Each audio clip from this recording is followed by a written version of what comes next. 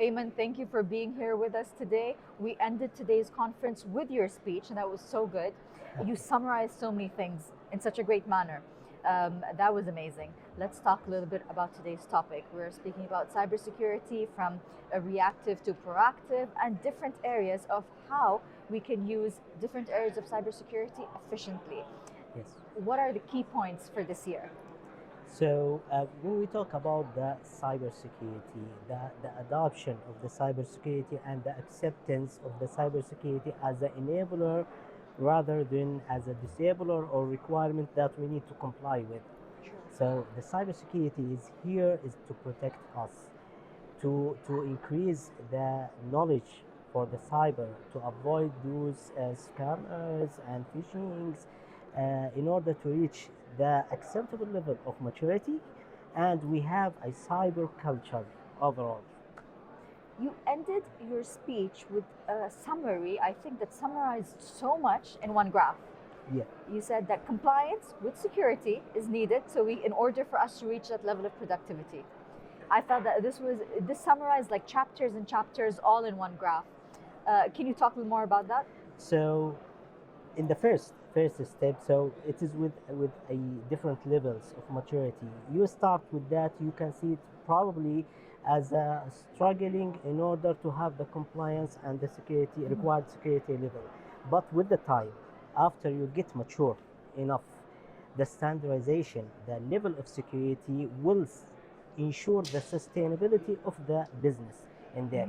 You are protected, so there's no more interruption, and you have all the required level of compliance, so you reach the sustainability for the business. Earlier today, we spoke about the importance of creating a community that gives the people or the users and organizations the right level of support, the right information, and create that community that's united against attacks and is also united towards more development. What do you think is the role today of the private sector coming in with the governmental sector to create that level of community, and at the same time to create that level of knowledge between all end users? Very good. So that's touching or related to one part when we were talking in the last session here. When we talk about we are not working in a silo, so we are working within an ecosystem overall. True. We are one entity combining with another entity. I will complete what's remaining in there, what's missing in there.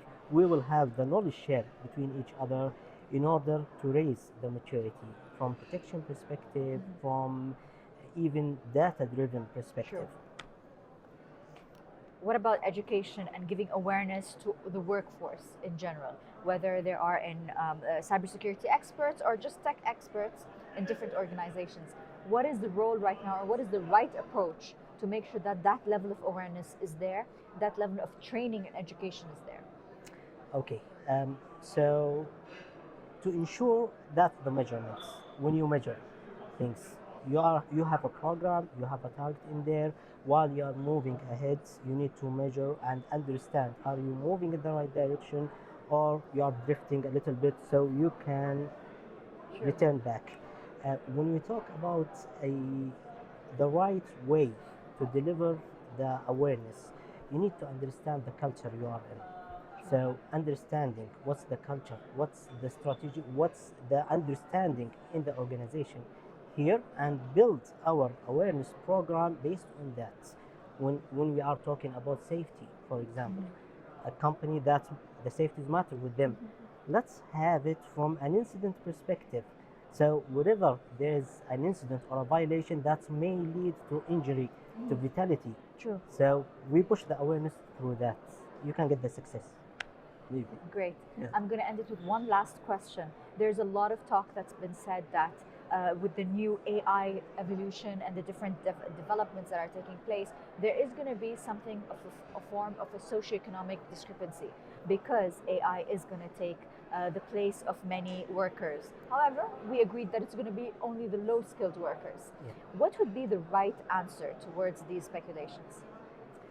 So that's true from perspective, when you talk about the routine, day-to-day activity, when you're talking about a simple, very simple activity, that's the AI can replace.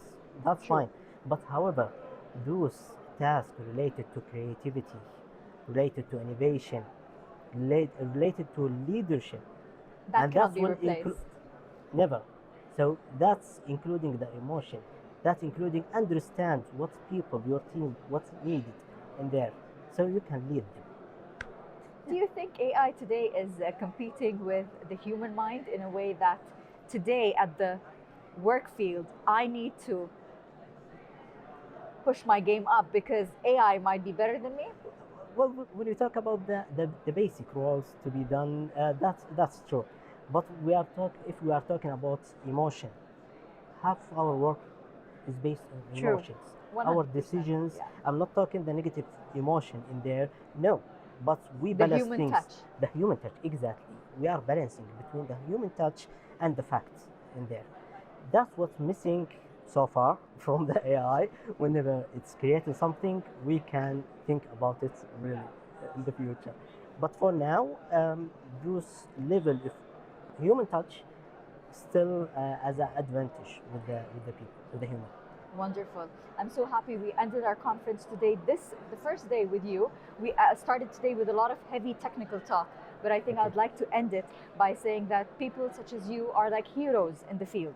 You're protecting the space, making sure the space is safe enough for our economic activities, for our financial activities, and for that reason, we should celebrate each other. Thank you for you, and I would like to thank everybody else for coming today and providing this field with so much of potential.